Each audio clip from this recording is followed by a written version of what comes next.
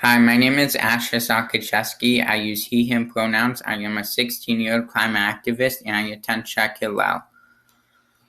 For my thesis project, I decided to interview 19 people from all over the world, asking them about how climate change affects their lives. I interviewed people from professors to organizers, to founders of different organizations, to members of different organizations, to student activists, to adult activists, all asking them how climate change affects them, to show to you and to bring awareness of the severity of the climate crisis we are facing today.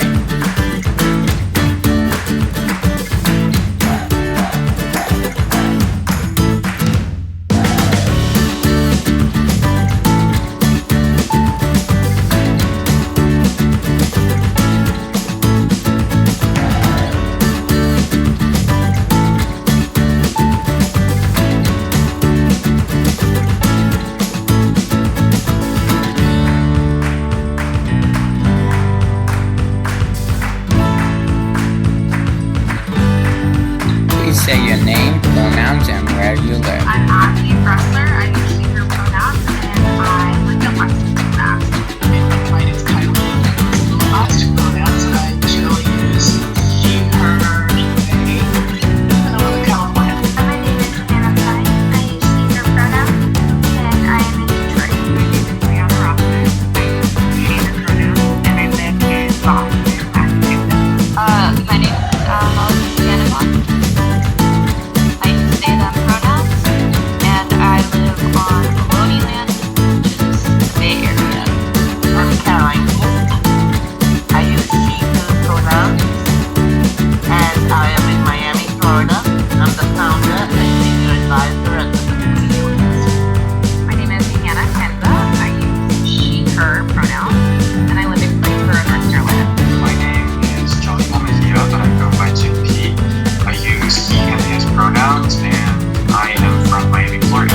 It's Jonathan, and I'm the very secretary to the meeting.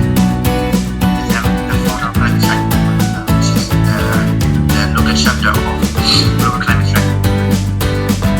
Hi, I'm Susan Parker. I'm 13. I use she, her pronouns, and I'm from Maryland.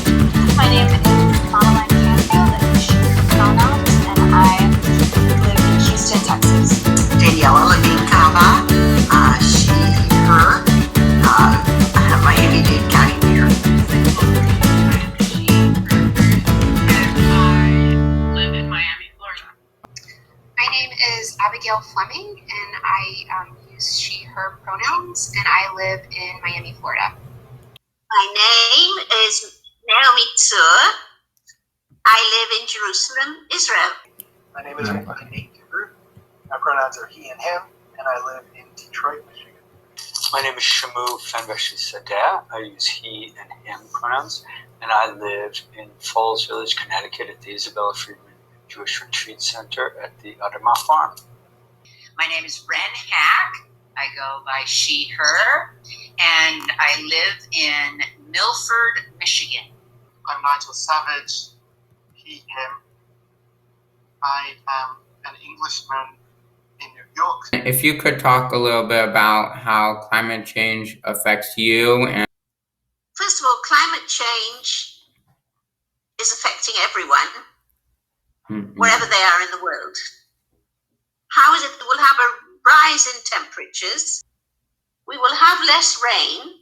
North Carolina has seen in my lifetime quite a shift in weather patterns, increased rains, and increased hurricane activity.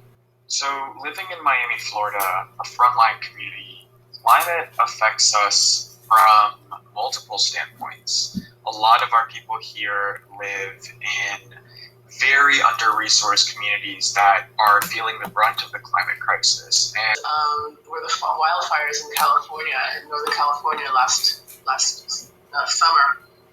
That Miami is ground zero for climate effects and feeling them. Right. And As someone with a respiratory condition that's exacerbated by heat, I feel feel the climate crisis in my body, especially in the summer when I'm struggling to breathe.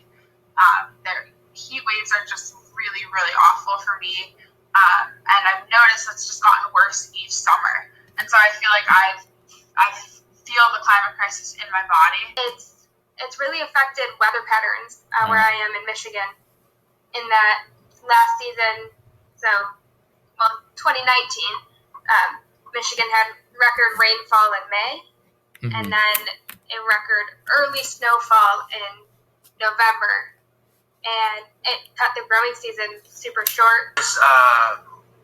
Myanmar, our country is still a developing country and used to be the least developed country for several decades. The crisis affects every country, so there is no doubt about that. We are a small, poor, and least developed country, so we had almost every kinds or effects from climate change. Based on all the science we've had that's come out lately, I am not guaranteed a safe and livable future. And like so many of my classmates and friends and family, I think that climate change really affects all of us in ways seen and unseen. It has a deep effect on mental health. The most obvious ways we live miles from the Gulf of Mexico and have been experiencing in the last 4 or 5 years an onslaught of really disastrous floods that have completely reshaped our community and redefined what it means to be resilient and to struggle under this crisis. Just even in the last few years, we've been having floods that statistically are not supposed to happen more than once in 500 or even 1,000 years. We restructured what childhood and growing up looks like and feels like. Climate change is the existential threat of our generation and generations to come. It is the alteration of natural systems in a way that is affecting every aspect of our lives in this world. So there's nothing that isn't changed as a result of climate change. New York was hit by a hurricane a few years ago, which entirely knocked out the city, knocked out all of Lower Manhattan, and amongst other things, knocked us out of our offices for more than 3 months. Within communities, within Miami, our communities are experiencing extreme heats. As we're a peninsula, right, and we're right in the path oftentimes of hurricanes, which could destroy communities as well. And then on top of all of that, we have king tides, which every season seem to be getting worse. So with all of that, and there's much more, including, right, besides the extreme weather events, just economic disruption, right? Prior to living in Detroit, I lived in Los Angeles, California, lived in Santa Monica. And I remember one morning waking up, it smelled like a campfire. I walked into our bathroom, which we usually left the window open overnight because the weather was always warm. And the entire bathroom was coated in ash and soot. And it was an entire coating. And that really was a big wake-up call. My wife and I decided to move from Los Angeles to Detroit about 2.5 years ago. And climate was a big reason. We saw the real devastating effects of fires and drought out in Los Angeles. We knew summer camps who had been burned down, and people who were evacuated, and we were breathing the air. We were breathing the smoke and heat. Winters are definitely warmer. Right. Rain events, storms tend to be more extreme. Oh, so many ways. Last year we started in our farming. We had terrible rainstorms. You could talk now a little bit about what your role specifically is at JYCM.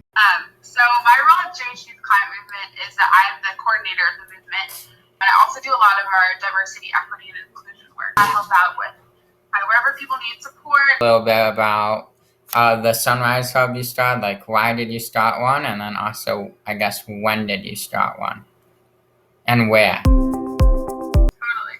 So I started Sunrise Dartmouth at Dartmouth College in New Hampshire, and so I really felt like we needed a group that was part of a movement that was actually at the scale that science and justice demanded. And for me, that was sunrise. And so I started the hub in January of 2020.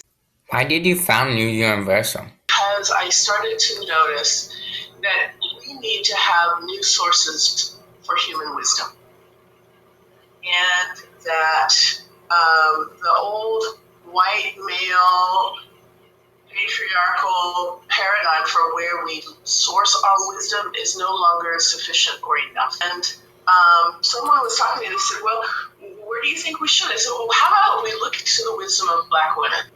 Well, in exploring the question, I realized, no, it can't be centered in any one particular subset of humans. It needs to be centered somewhere where it includes all of us.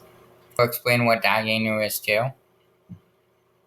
So it's new, and I decided to take a look at what role can Jews take in climate change. Climate change a human rights issue, and if so, how is it a human rights issue? It absolutely is a human rights issue.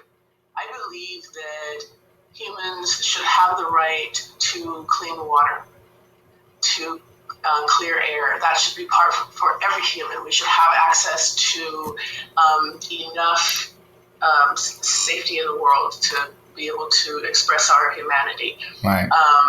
And the fact that climate change disproportionately affects poor countries, poor people, people of color, and disproportionately makes it hard for folks who are marginalized from the mainstream. It is definitely a human rights issue.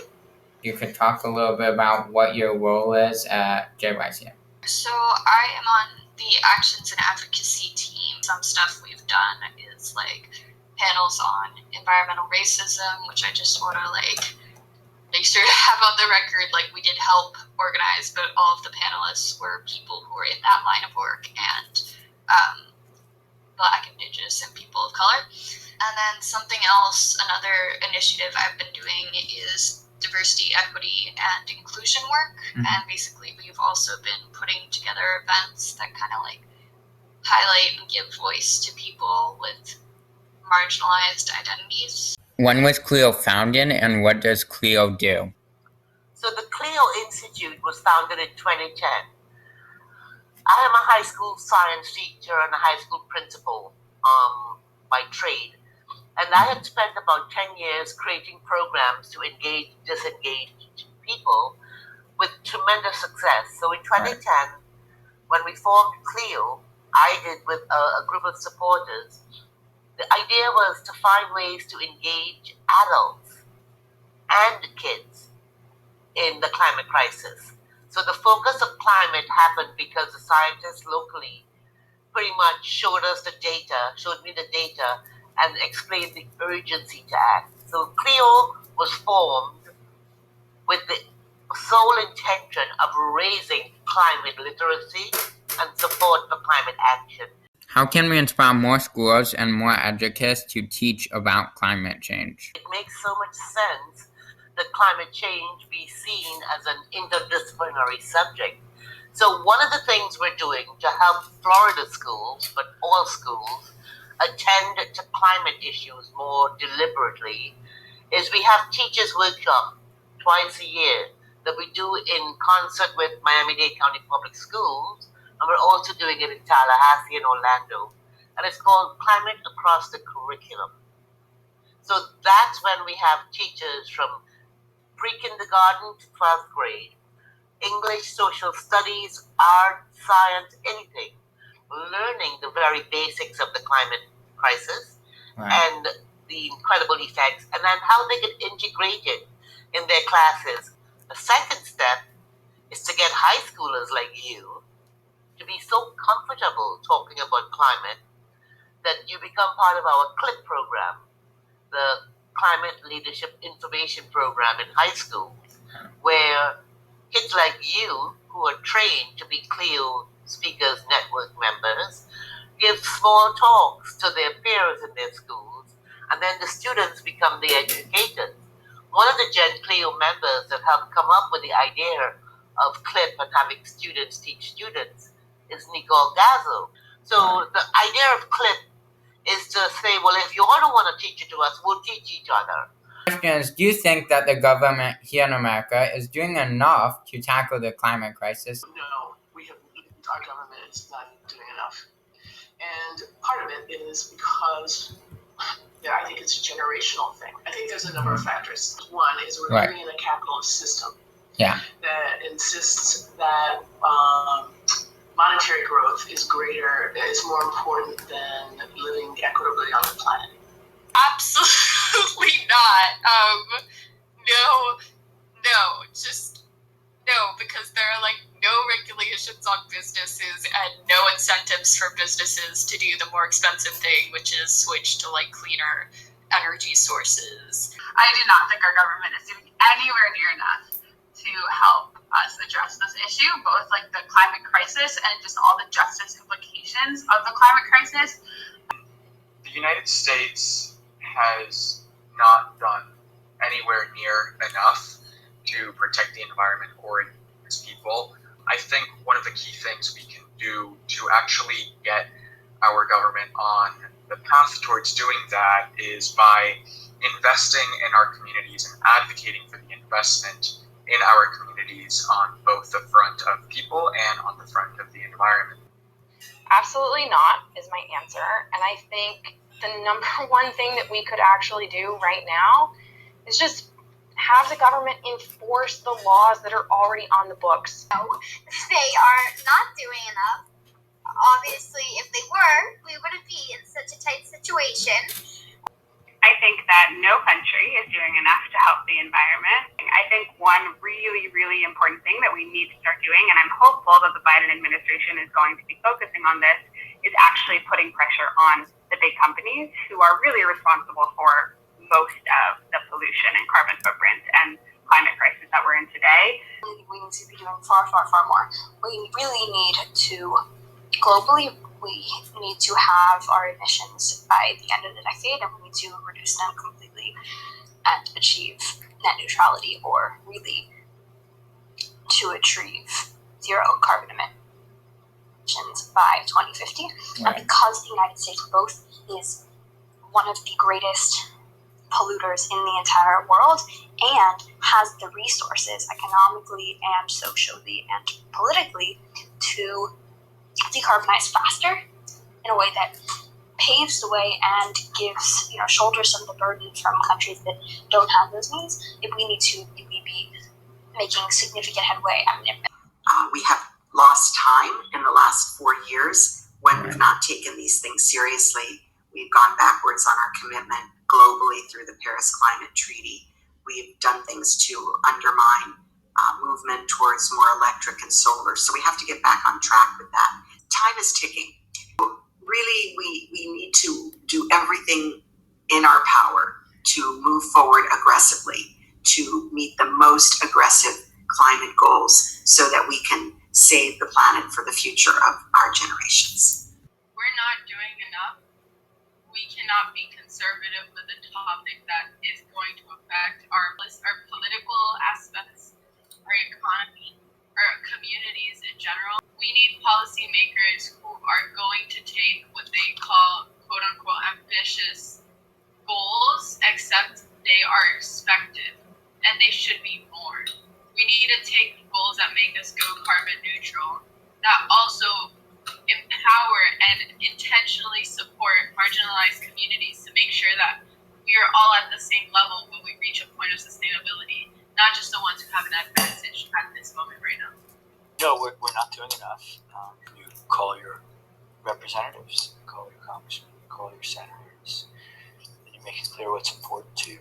And no, I do not think we are doing enough. I think much, much more needs to be done. And I think everything that we're doing, we need to make sure communities, especially marginalized communities, low-income communities of color, are at the center. Easy answer, no. This last administration has taken us backwards in terms of how we've cared for the environment. Right.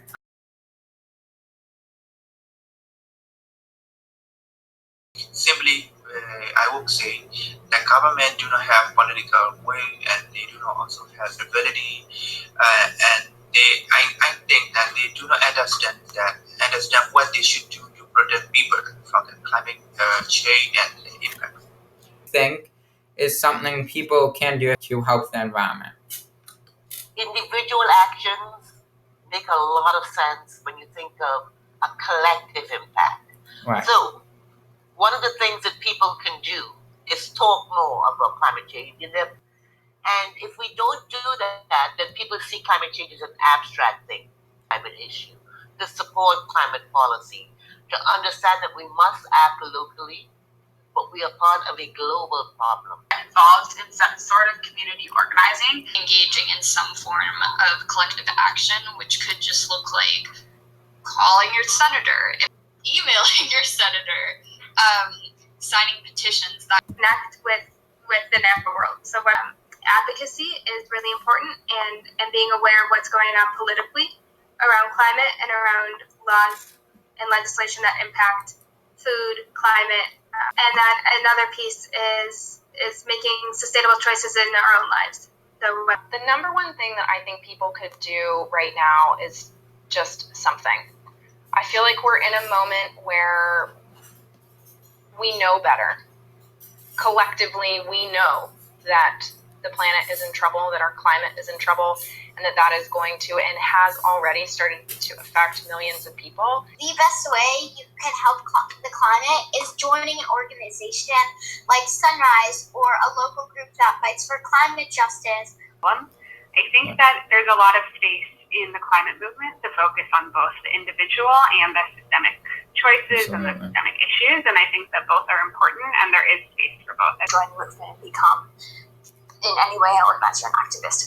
Something simple, even if it's hard to install solar for your whole house. Solar water heaters are a great alternative, relatively small installation, and can really save on your electric bill as well. Compost. This is something that helps the plants and reduces our garbage and energy footprint. Introduce uncomfortable conversations with close friends and family who do not agree with what climate change is and how to stop it. Raise your voice. Raise it within any NHS institution of your part. Raise it within public space. When you're of voting age to vote. Think about how they interact with the world, things they come into contact with. Food is huge. What you eat, what you choose to eat. Many things. One is really be aware of what we're utilizing. Right. We create an immense amount of trash. We use an immense amount of plastic. Yeah. We've got to reduce that. What lessons can people learn from nature? And I think it's so important to be learning from it and also not destroying it, because we don't even know what we're missing if we're destroying it and we haven't even learned so many things about it. And I think nature's also saying to humanity, when every nook and cranny of nature has a human footprint, it's not good. It guides us in that Right. we live within it and we borrow it from future generations. And it is not our job to change the natural way in which the world works. I think that's one of the largest lessons that I've learned. Also, being respectful of its power. What I believe is that we are a part of what we call it nature, and we should to be, and we should continue to be so. We are a part of a buffer ecosystem actually, but the human being break the laws. The human beings just need to stay in harmony with the other beings. It does so much for us, and right now, honestly, we're letting it down.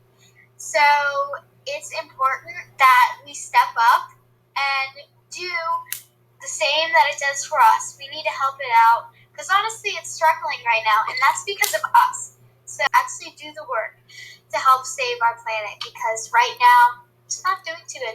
We center humans at the center of our universe and thinking that we're the most important and the end all be all, and yet we know that nature is alive and has purpose, and it's part of what makes our ecosystem run. The Earth would be completely fine and maybe better off without humans, which is nature is alive and thriving, and we need it to survive. Well, the Earth is billions of years old. Right. Humanity is far younger. Yeah. The natural world, the nature, flora and fauna, life, all the microbiology on this planet understands how to live and to survive far more greatly than humanity. So we can understand and respect for the place that we live and the ability to persist despite major ecological change, and that no one species is so great that they can dominate any others. It teaches us to appreciate and be one with nature, that we cannot take these things for granted. We should not pave over paradise. Trees are not only a source of delight, but they battle depression. To coexist with nature and reform our mindset so that we're not living in an era of linear growth, but sustainability. I think that we learn from nature a certain kind of precautionary principle. We shouldn't make changes that are too big or too quick. They can have unexpected consequences. Humans, and especially the culture that we live in, right? In America, it's a very white dominant culture, right? It's driven by being successful. It's driven by money. It's driven by power, right? And it really circled around trying to do the most and much as possible, right? And always being busy and always having a full calendar, and our success is sometimes dictated by things that aren't really real. And so I think one lesson we can learn from nature is just how to slow down. Nature is incredibly resilient. It teaches us how to take care of waste because it takes care of its own waste. Right. So I think nature is one of our best teachers. We just open our eyes and allow it to teach us. From the indigenous ways and indigenous traditions, because they as a people, they have been always well connected to the earth. Jerusalem Green Fund is, and what your current role is there. Jerusalem Green Fund does whatever it can with whatever it has at its disposal, whatever means, resources, people, volunteers, whatever, to make the city and its surrounding area cleaner, greener, and healthier. About sustainability in the city. And although I was deputy mayor, I didn't control a majority on green issues. What I'm very proud of from when I was deputy mayor is what we call the railway park. Jerusalem has a railway park which took an abandoned railway line and turned it into a very, very nice corridor park, which is used by maybe 250,000 people in the city. You could talk a little bit about the Green Pilgrimage Network and what you do there.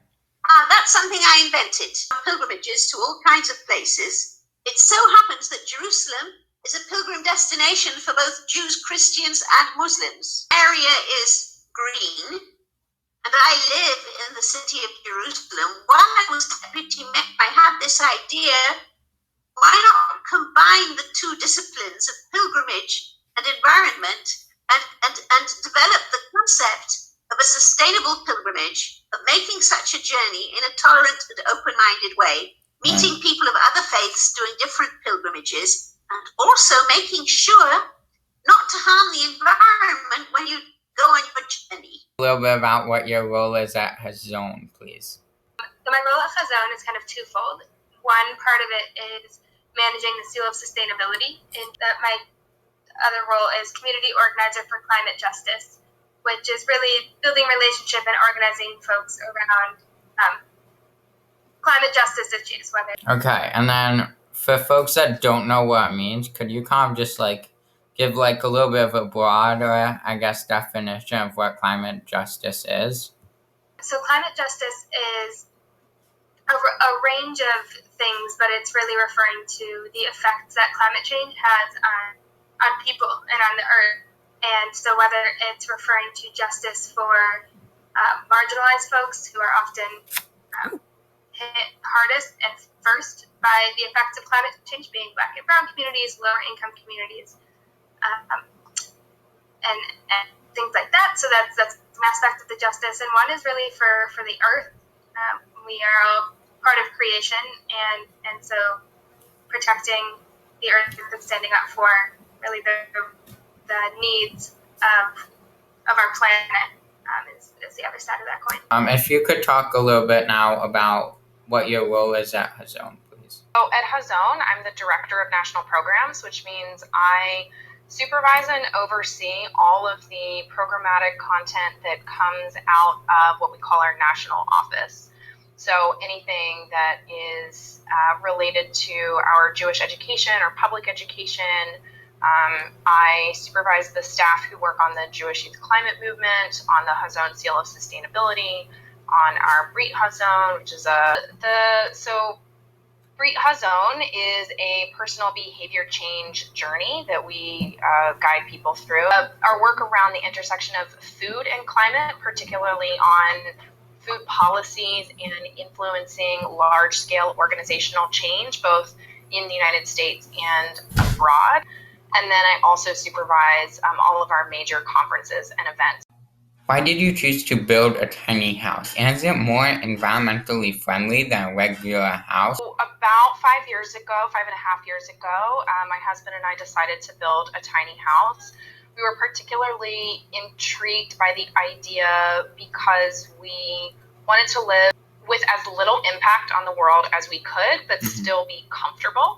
We're able to monitor everything that comes in and comes out of our house. And so we know that our footprint before energy consumption and fossil fuel consumption and the resources that we use for this house are between 1/3 and 1/4 of what a normal average house in the United States would use. Could you just explain what the Sunrise Movement is? The Sunrise Movement is an organization that is building an army of young people to stop the climate crisis and create millions of jobs in the process without leaving anyone out. We're hoping to do that through the implementation of a Green New Deal. The Green New Deal is a 10-year economic mobilization that will mobilize every sector of our society to reach a zero carbon economy in the span of 10 years, and in the process also restores relationships and creates new opportunities for folks who have often been left behind by centering justice and equity in the process of the Green Deal. So Sunrise is working to cultivate that fight by inspiring millions of young people into a movement for that. Why did you decide to start a Sunrise Hub? The Green New Deal has already started to be implemented in many local communities who have picked up this fight in their local or state governments, anywhere from Iowa to New York, and we're picking up that same fight down here in Miami. So a couple months ago, when we were faced with the COVID-19 pandemic, Miami was pretty shattered, and there was a lack of community. As a Sunrise leader, I felt my responsibility to create a hub down here in order to not only create that community that was missing, but also to keep forging the fight for climate justice. So we created the Sunrise Miami Hub, and now the work that the Sunrise Miami Hub is doing is fighting for a Green New Deal in Miami-Dade County, known as the Green New Dade. So we're assembling loads of groups that are on the front lines of racial justice, climate justice. Could you tell me a little bit about the podcast you and Gabby have been working on, the House on Fire podcast? Another organization I work with, and it's a local one that has headquarters in all of Florida, is the Clio Institute. Now my leadership in Clio Institute is shared with a friend of mine, Gabby, on a podcast that we've created called House on Fire. House on Fire is a podcast that seeks to educate and activate its listeners, mostly young people, to join the climate movement and have the necessary knowledge, facts, and solidarity to fight the good fight. What is Strike for Climate Myanmar, and if you can talk about when you founded it? Climate Strike Myanmar is a local chapter of Global Climate Strike Movement. And we just talk about your experience with Sunrise. Yeah, so I joined Sunrise in March, so right around when quarantine started. I joined a hub in Rockville, Maryland, with actually an old soccer teammate, so that was really cool, and her older sister is the hub leader. And so right away, off the bat, I loved it a ton. Like, it really helped me find my voice and helped me figure out what I was really passionate about and what I wanted to do in my future. I learned tons of skills, and I'm still learning. Like, if you could talk a little bit about your podcast, Raise Your Voice, and like what you guys talk about on the podcast relating to the environment. I started my podcast like late November, so I was listening to so many podcasts, and I knew about like a few climate change podcasts, but there wasn't really like activism podcasts. There were a few, but they weren't very like simple and not available for everyone.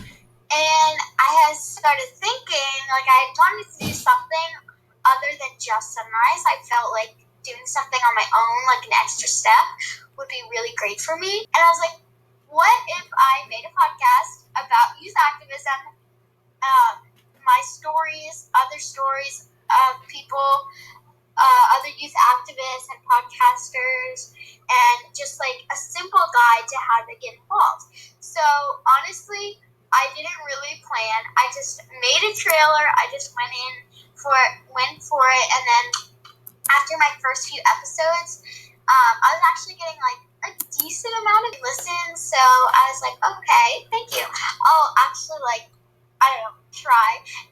So I made an Instagram, and I started posting like a ton of graphics, and I've been working harder on my episodes, and so it's been a really cool experience because I've never done anything like it, and I feel like it was the extra step I needed to, one, get more teens and kids involved, and just to become a better speaker. If you could talk a little bit about what your role is at Hazone.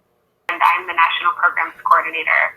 I oversee the Hazone Seal of Sustainability, where I support over 40, and we have over 70 institutions in the program, in really centering sustainability and environmental projects in all they do in their institution, and then also be involved in sort of advocacy and trying to help their local policies, and hopefully going up to federal eventually to really implement better, greener policies. And then I am the co-founder and manager for the Jewish Youth Climate Movement, which was founded in, it's been about a year, but it's been a process of last March 2020, we launched with 24 teens on a national leadership board.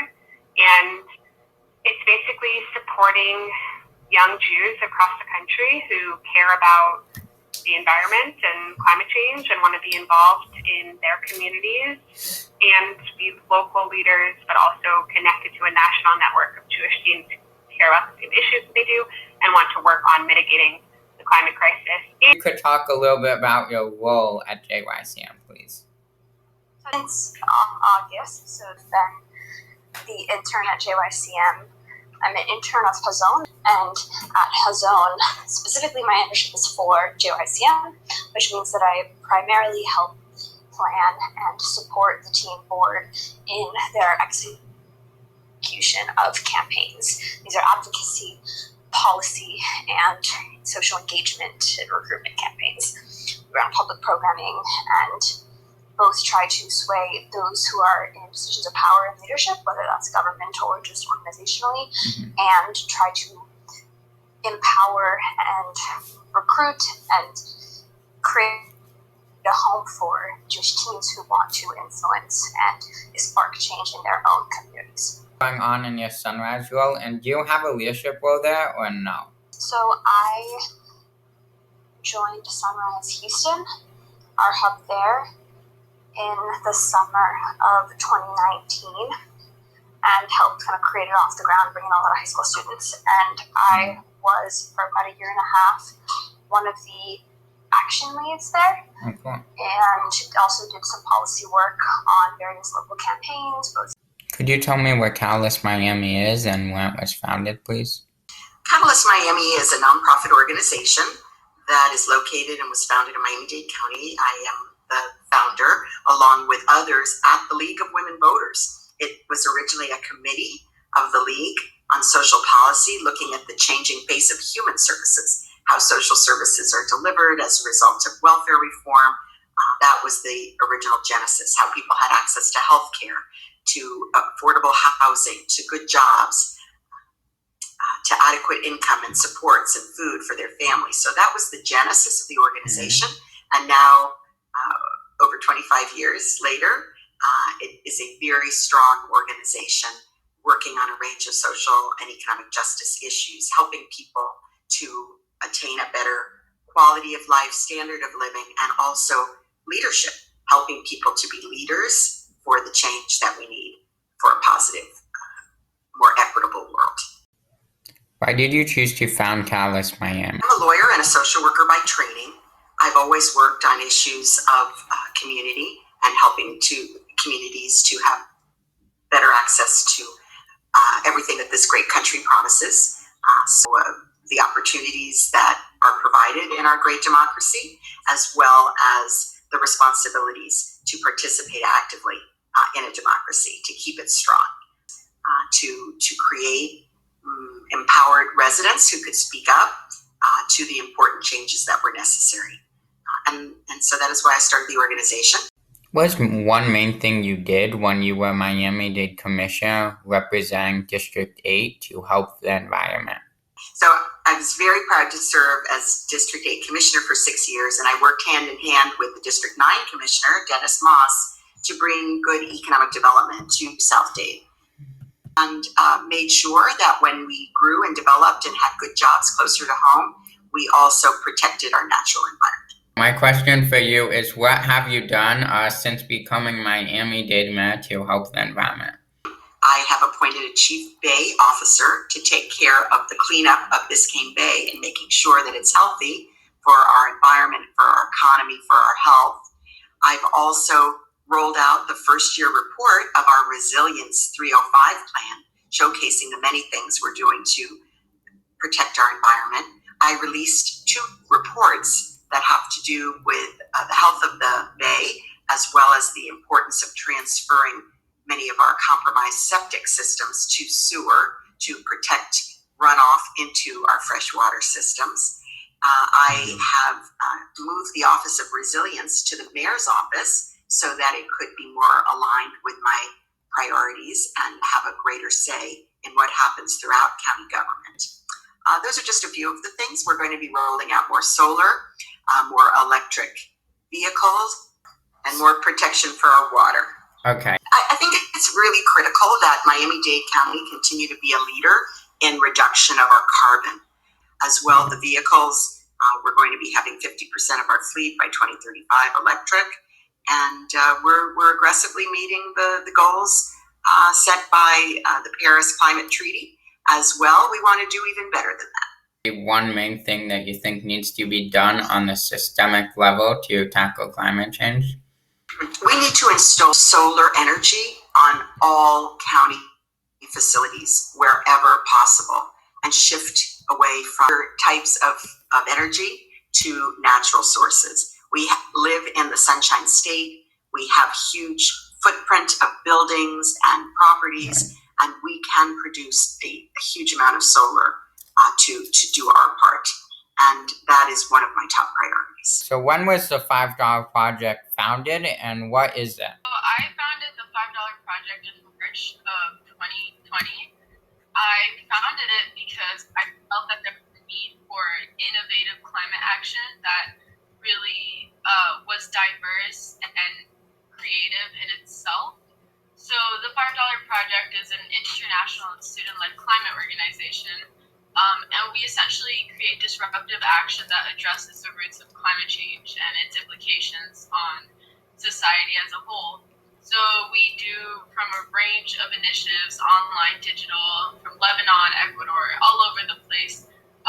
and we really focus on a wide set of issues while also incorporating the needs and values of diversity and creativity in the mix. Does climate change affect child rights, and if so, how? It definitely affects child rights. Children are at the bottom of the hierarchy and are one of the marginalized communities that are most affected by climate change because they are not thought of in the current narrative of existing climate action and policy that we have now.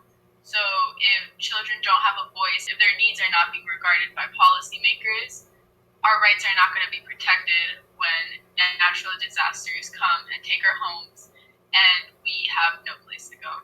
First off, if you could just say what Hazon is and when it was founded, and then... Hazon was founded in the year 2000. The word Hazon means vision. At this point, we're the largest environmental organization in the American Jewish community, and in fact, we're the largest faith-based environmental organization in North America.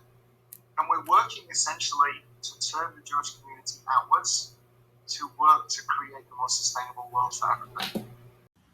Why did you choose to found Hazon? And simply feeling how deeply, radically, morally wrong it was for current generations to use up in a small period of time natural resources that have taken 1 billion years to create. I felt very deeply that it was wrong, as it were, to overconsume the world. That was one jigsaw piece. And then I was in Israel. I was based in Israel. I was learning in Israel. I started to feel very strongly that we needed to take ourselves outdoors, that we needed to engage with the world. We needed to engage more deeply with Jewish tradition. We needed to engage with the environmental crisis. And in doing that, we needed, on the one hand, to try and really make a difference in the world.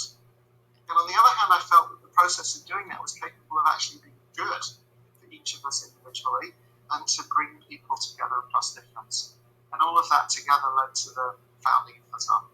Of the main ways that you see the connection between Judaism and then environmentalism. There are so many ways that Jewish tradition connects to respecting planet Earth. It's inherent in the opening stories of the Torah, which are creation stories that essentially let us know that we didn't create this world, we're here to steward it and to tend it. It's here in Shabbat and Shemitah, which comes to teach us 1 day in 7, 1 year in 7, don't destroy, don't change, leave things be. So Jewish tradition in so many ways, I think, reminds us of the miraculousness of the natural world, of the fact that we don't own it, we didn't create it, and we have a moral and ethical and a religious obligation to steward it well for the future. How can we inspire more Jews and Jewish institutions to teach about climate change and take meaningful action to help stop climate change? Tradition, the Talmud very famously teaches, you're not required to complete the task, but neither can you desist from it. That absolutely applies to the climate crisis. And right now the Jewish community has many goals. It's connected to Israel, it wants to look after people in need, it's connected to Jewish education. A growing number of people care about diversity, equity, inclusion, and justice.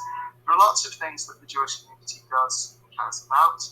But at this moment in human history, when it is abundantly clear that the greatest crisis of our generation is the climate crisis, we don't have the option to ignore this. And so every single Jewish institution and every single Jewish leader needs to say, okay, we're going to try and raise our game. I know at our institutions we're saying, you should be part of the Hazon Seal of Sustainability. You should commit on a multi-year basis to developing a vision for your institution. Could you talk a little bit about the clinic you lead at the University of Miami? So I lead the Environmental Justice Clinic, and that's housed within the University of Miami School of Law. And the EJC advocates for and empowers, really our focus is to shift power back to marginalized communities. We do this by combining civil rights, environmental law, poverty law, and public health law with community lawyering principles. So we really take a community-based approach to legal services, and we try to analyze the needs and interests of a community, and then work with the community through maybe litigation, promoting policy solutions, conducting conducting rights education or doing interdisciplinary work to meet their needs. We really seek to address practices that are stemming from systemic inequality and promote policy solutions to achieve structural change. So students take part in the clinic. It's a course, and they work on maybe projects or litigation, and through all of that, they're able to get real life experiences, right, as student lawyers, and work within communities to try to create systemic change, structural change. You know, the EJC tackles issues like climate change, gentrification, displacement, contamination, environmental health, municipal equity, and more, right? What's happening in terms of gentrification in Little Haiti, and what gentrification means for people who don't know? Displacement is defined as an involuntary relocation of current residents or businesses from their current residence, either through physical displacement, right, which that's a result maybe you would think of an eviction or demolition of a property, or it could be economic displacement, right, in which residents and businesses move because they can no longer afford the rent or property taxes. And then there's also, you know, another level to that. It's cultural displacement, in which people choose to move because, you know, their neighbors and culturally related businesses have left the area. And there's been a lot of, you know, focus on gentrification, which is defined as the process by which higher income households displace lower income residents over often residents of color of a neighborhood by changing the essential, you know, character and flavor of the neighborhood. Climate gentrification is when, you know, climate driven development, right, targeting areas more resilient to the effects of climate change, such as those in higher elevations, aka Little Haiti, right, displaces low to moderate income marginalized communities. So what is your role at Hazone? I work in the Detroit region of Hazone. My role is kind of threefold. I'm the associate director, the spiritual director, and the program director. How do you see the connections between Judaism and environmentalism? Judaism is a religion that is inextricably linked to the natural world. We have our holiday cycle, which is based on agricultural growing seasons and the climate around us. Tell our time by the sun and the moon and the stars. We were a place-based people. We made pilgrimage to the temple and offered sacrifices and offerings of the food that we grow and raise. All of these things, we're so deeply connected to the natural world. Talk about what your role at Hazone is. I am the managing director of education at Isabella Freeman, which means I both work at Adama and with Farm and the fellowship program and all the other programs we do for the public. And it's my job to think about how we can educate all the people, all the guests who come through Isabella Freeman Jewish Retreat Center. What is Adama, and why did you co-found it? So Adama, we say that we cultivate the soul and the soil. We are a Jewish community farm that uses farming both to produce food and to build connections between people, to help young people build themselves into Jewish leaders. I co-founded it with Adam Berman 18 or so years ago to help model sustainability in a place like Isabella Freeman for the guests, and also provide a place for us to help connect people to their roots, Jewishly, and the roots in terms of the planet. How do you see the connections between Judaism and environmentalism? One of our primary creation stories tells us that the name of the first human was Adam in English, and in fact one of the ways of saying people in Hebrew is B'nai Adam, children of Adam. And Adam was made from the dust of the Adamah, literally made from dust of the earth. What does your role at Hazone entail?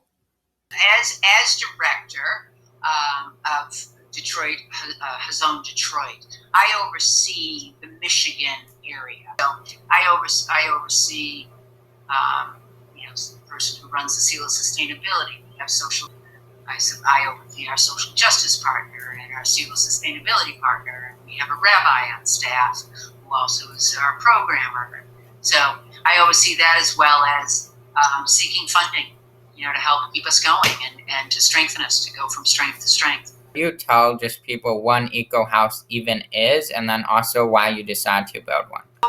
What we wanted was as little of a footprint as possible. It's the eco-friendly house, which is it's a modular house that is built completely indoors. So you have immensely tight and well insulated walls. So it's a much more energy efficient home. Right. Just like a closing message you would just like to throw out there. Thank you for those of you who have gotten off the couch and embraced the need to talk about the climate crisis and this climate emergency we're in. It is a very, very serious problem. There is a dystopic future awaiting us if we don't act now, and a really hopeful, healthy future if we take the right action as soon as possible. And truly, as humanity, we are so much greater than the sum of our parts when we act in unity towards the collective impact and a common good. So globally, we have to be a part of reducing greenhouse gases, and locally, we have to stand with our politicians, with our businesses, with the industries that are doing the right thing, and celebrate them to do even more. I have to say that it's true that we have to be very glad if we manage to vote in governments that will make the right decisions for our countries in order to combat climate change. Right. But I don't think people sufficiently take into account what each of us individually can do and should do to make our world a better and more sustainable place. I think my closing message, which is actually something that someone told me at the first town meeting I ever went to, is you don't have to be an expert to be an organizer. We know better, so act. Or once you start taking action or doing anything for climate and racial justice, you're going to ask yourself, why didn't I do this earlier? There is no age limit, no, doesn't matter what you look like, what religion you're a part of, who you love, no matter what, you can start taking action and fighting for your future right now. And we have to collectively, young, old, regardless of race, religion, creed, any of that, we've got to come up together and care about the earth, because by caring about the earth, we care about each other. We are going to get impacted.